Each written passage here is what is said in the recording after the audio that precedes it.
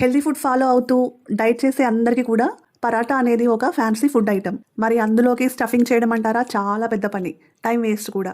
మనలాంటి లేజీ వాళ్ళకి ఏం చేసినా ఫాస్ట్గా అయిపోవాలి, టేస్ట్ అయితే అస్సలు తగ్గకూడదు. పరాటా పూరీలా పొంగాలి, క్రిస్పీగా రావాలి, నములుతూ ఉంటే రబ్బర్లా సాగకుండా పొరలు పొరలుగా సాఫ్ట్గా ఉండి వెన్నలా కరిగిపోవాలి. హలో అండి, ఎలా ఉన్నారు అందరూ? Welcome back to my channel routine మంత్ర.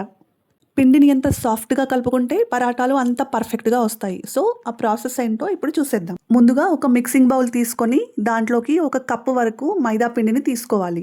తర్వాత 1 టేబుల్ స్పూన్ వరకు షుగర్ పౌడర్ని వేసుకోవాలి. అలాగే రుచికి సరిపడినంత సాల్ట్ని కూడా వేసుకోవాలి.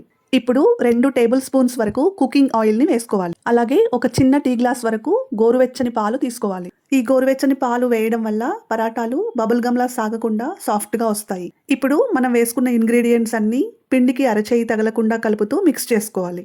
పరాటాలు చేసే ప్రాసెస్లో ఇంపార్టెంట్ స్టెప్ ఏంటంటే ఈ పిండిని కలుపుకోవడం. పిండిని తడిపొడిగా కలిపిన తర్వాత మనం పట్టుకుంటే ఇక్కడ చూపిస్తున్నట్టుగా ముద్దలా అవ్వాలి. ఇప్పుడు కొంచెం కొంచెంగా వాటర్ని యాడ్ చేసుకుంటూ అరచేతితో పిండిని బాగా నొక్కుతూ 5 నిమిషాల పాటు కలుపుకోవాలి. హోటల్స్లో, రెస్టారెంట్స్లో షెఫ్లు అయితే పిండిని బండకేసి బాధేస్తారు, అప్పుడే మాట వింటుందంట.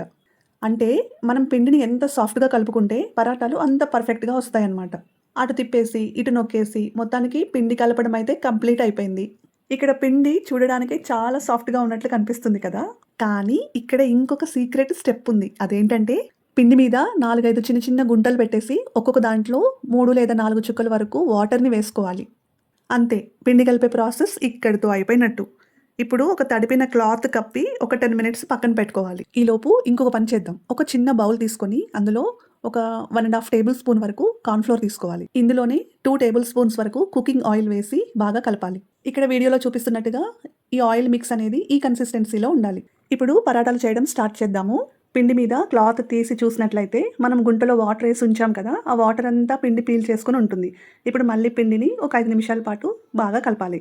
చూసారా పిండి ఎంత సాఫ్ట్గా పర్ఫెక్ట్గా ఉందో? నేను తీసుకున్న కప్పు పిండికి 4 పరాటాలు అయితే అవుతాయి. సో నేను 4 ఈక్వల్ పోర్షన్స్గా చేసుకొని పిండిని చిన్న చిన్న బాల్స్ లాగా చేశాను. మనం రెగ్యులర్గా చపాతీలు చేసుకుంటాం కదా, అదే సైజులో పిండి బాల్ని కనుక తీసుకున్నట్లయితే పరాటాలు కూడా మీడియం సైజులో చూడటానికి బాగుంటాయి. ఇప్పుడు చపాతీ చేసుకునే పీట మీద పొడిపిండిని చల్లుతూ మనం తీసుకున్న పిండి బాల్ని ఉంచి పలుచగా చపాతీలాగా ఒత్తుకోవాలి.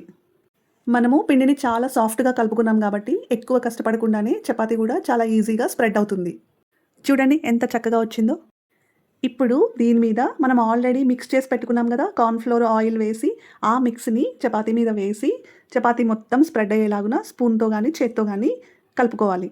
ఇది అయిపోయిన తర్వాత పొడిపిండిని తీసుకొని చపాతీ అంతా ఈక్వల్గా స్ప్రెడ్ అయ్యేలాగున చల్లుకోవాలి. ఇప్పుడు ఒక నైఫ్ తీసుకొని ఇక్కడ వీడియోలో చూపిస్తున్నట్లుగా చపాతీ మీద ఘాట్లు పెట్టుకోవాలి. మధ్య మధ్యలో కార్న్ఫ్లోర్ ఆయిల్ మిక్స్ రాసుకుంటూ పొడిపిండి చల్లుకుంటూ చపాతీని కనుక ఫోల్డ్ చేసినట్లయితే ఇక్కడ వీడియోలో చూపిస్తున్నట్లుగా ఫైనల్గా మనకి ఒక స్క్వేర్ షేప్ వస్తుంది. ఇప్పుడు పొడిపిండిని చల్లుకుంటూ పరాటా చేయడం స్టార్ట్ చేద్దాము. అయితే పరాటా చేసేటప్పుడు మనము ఎక్కువ ప్రెషర్ పెట్టొద్దు, ఎందుకంటే పరాటా కాల్చిన తర్వాత పొరలు పొరలుగా రావాలి అంటే లైట్గా ప్రెషర్ అప్లై చేయాలి, లేదంటే లోపలి పొరలన్నీ ఒకదానికొకటి అతుక్కుంటాయి. చూసారా, చాలా పర్ఫెక్ట్గా కుదిరింది కదా. ఇప్పుడు దీన్ని ఆల్రెడీ హీట్ చేసి పెట్టుకున్న ప్యాన్ మీద వేసి కాల్చుకోవాలి. ఫ్లేమ్ని మీడియంలో పెట్టి స్లోగా కాల్చుకోవాలి. 20 సెకండ్స్ ఉంచిన తర్వాత ఫ్లిప్ చేసి రెండో వైపు కూడా కాల్చుకోవాలి. ఇలా అట్లకాడతో కానీ లేదంటే ఒక మెత్తని క్లాత్ కానీ తీసుకొని పరాటా మీద తడుతూ ఉన్నట్లయితే పరాటా ఈవెన్గా కాలుతుంది. 2 వైపులా ఆయిల్ కానీ బటర్ కానీ అప్లై చేస్తూ కాల్చుకోవాలి. ఇలా బటర్ కానీ ఆయిల్ కానీ అప్లై చేయడంతో పరాటా పొంగడం స్టార్ట్ అవుతుంది. ఇక్కడ చూసారా, పరాటా అయితే పొరలుగా విడిపోవడానికి రెడీగా ఉంది. చూస్తున్నారా ఎంత చక్కగా పొంగుతుందో? సూపర్గా ఉంది కదా, చాలా పర్ఫెక్ట్గా వచ్చింది. ఒకే సైడు ఎక్కువసేపు ప్యాన్ మీద ఉంచొద్దు, మాడినట్లుగా అయిపోతాయి, చూడటానికి అంత బాగోదు. సో ఫ్లిప్ చేసుకుంటూ 2 వైపులా నీట్గా కాల్చుకోవాలి. ఇక్కడ వీడియోలో చూపిస్తున్నట్లుగా అట్లకాడతో పరాటా మీద లైట్గా తట్టినట్లయితే లోపల పొరలు పొరలుగా విడిపోతుంది. మిగిలిన వాటిని కూడా ఇలాగే స్లోగా నీట్గా కాల్చుకోవాలి. అంతే, వేడి వేడిగా పొరలు పొరలుగా ఎంతో టేస్టీగా పరాటాలు రెడీ. మీరు కూడా ట్రై చేసి ఎలా వచ్చిందో కామెంట్ చేయండి. ఎలా ఉంది రెసిపీ? నచ్చిందా? అయితే వీడియోని లైక్ చేయండి. సబ్స్క్రైబ్ చేసుకోవడం మాత్రం అస్సలు మర్చిపోకండి. Thank you for watching.